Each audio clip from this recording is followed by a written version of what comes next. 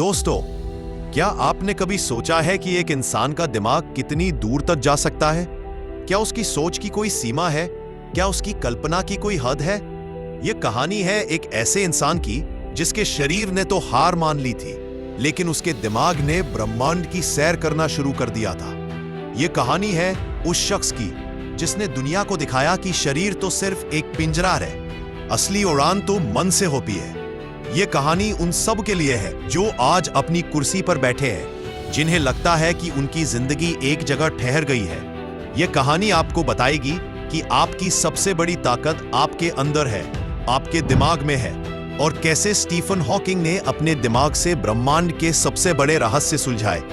8 जनवरी 1942 England में एक बच्चा पैदा हुआ।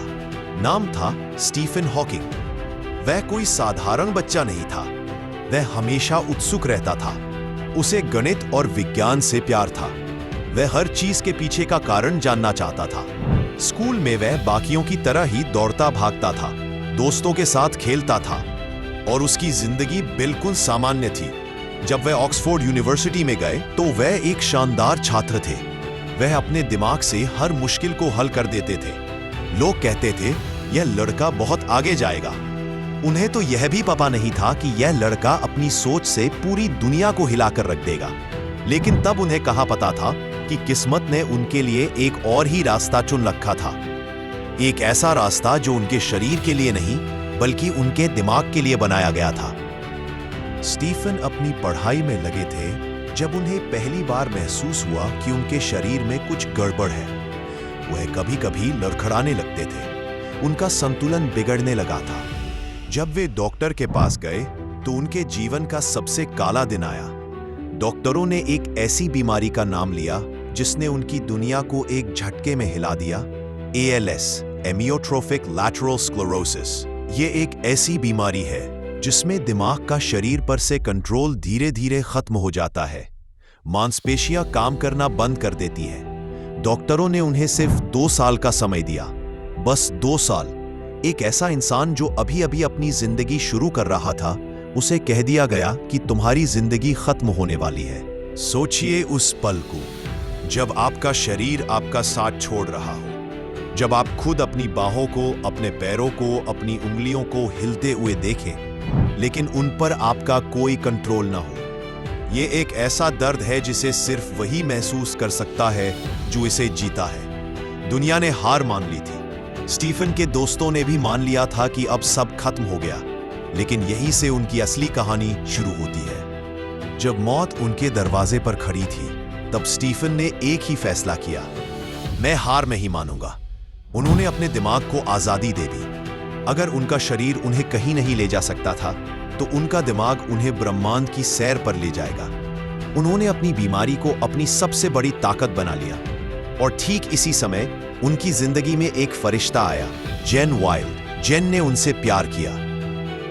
उनकी बीमारी से नहीं, उन्होंने स्टीफन को वो सहारा दिया जिसकी उन्हें सबसे ज्यादा जरूरत थी। जेन ने उन्हें जीने की वजह दी, और स्टीफन ने अपनी जिंदगी को एक मिशन बना लिया। स्टीफन हॉकिंग सिर्फ अपनी बीमारी से नहीं लड़ रहे थे, बल्कि वे उस समय ब्रह्मांड के सबसे बड़े रहस्यों से भी लड़ रहे थे। उनकी व्हीलचेयर दुनिया के लिए उनकी लाचारी थी, लेकिन उनके लिए वह एक अंतरिक्ष यान, स्पेसक्राफ्ट थी जिसने उन्हें ब्लैक होल्स के भीतर और ब्रह्मांड की शुरुआत तक पहुंचाया।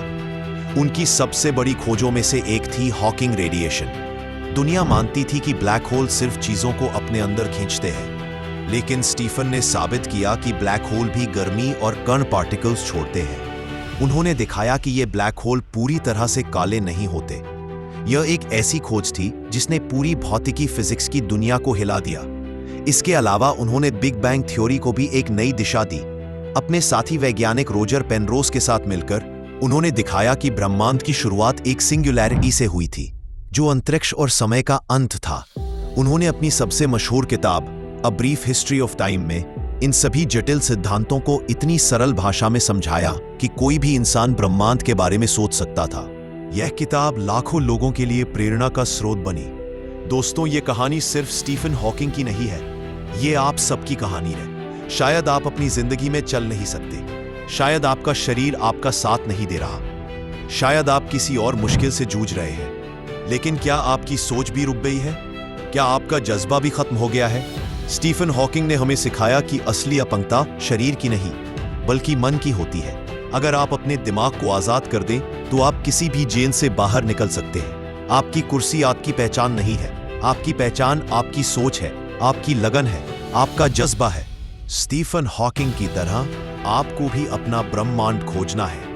अपनी कुर्सी पर बैठे बैठे भी आप दुनिया को बदल सकते हैं। आप एक कलाकार बन सकते हैं, एक लेखक बन सकते हैं, एक वैज्ञानिक बन सकते हैं, एक शिक्षक बन सकते हैं।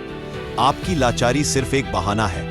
अगर आपका दिल और दिमाग कहता है कि यह काम मुझसे हो सकता है, तो कोई ताकत आपको रोक नहीं सकती। यह मत सोचो कि तुम क्या नहीं कर सकते, सोचो कि तुम क्या कर सकते हो। स्टीफन हॉकिंग एक व्हील चेयर पर बैठे थे, लेकिन उन्होंने पूरी दुनिया को अपने इशारों पर नचा दिया। तो आज इसी पल अपने दिल में ये आग जलाओ, अपनी कुर्सी से उठ खड़े होने का फैसला करो। हो सकता है आपका शरीर न उठे, लेकिन आपका जज्बा उठेगा। हो सकता है आप चल ना पाओ, लेकिन आपके सपने चलेंगे। याद रखना, अगर स्टीफन हॉकिंग एक टूटे हुए शरीर से ब्रह्मांड को जीत सकते हैं, तो तुम भी अपनी दुनिया को जीत सकते हो। तुम्हें बस शुरुआत करनी है। उम्मीद करता हूं आपको ये वीडियो पसंद आई होगी। हर वीडियो में यही कहते आया हूं कि अगर आपके अंदर कुछ कर गुजरने का जज्बा है, तो कोई भी ताकत आपको रोक नहीं सकती है। अगर आपको मेरे वीडियो में कोई भी शब्द दिल को छुआ, तो दिल से एक लाइक, और चैनल में नई हो तो सब्सक्राइब करना न भूले, ताकि इसी तरह के जोश से भरे वीडियो की नोटिफिकेशन आपको लगातार मिलती रहे। धन्यवाद दोस्तों।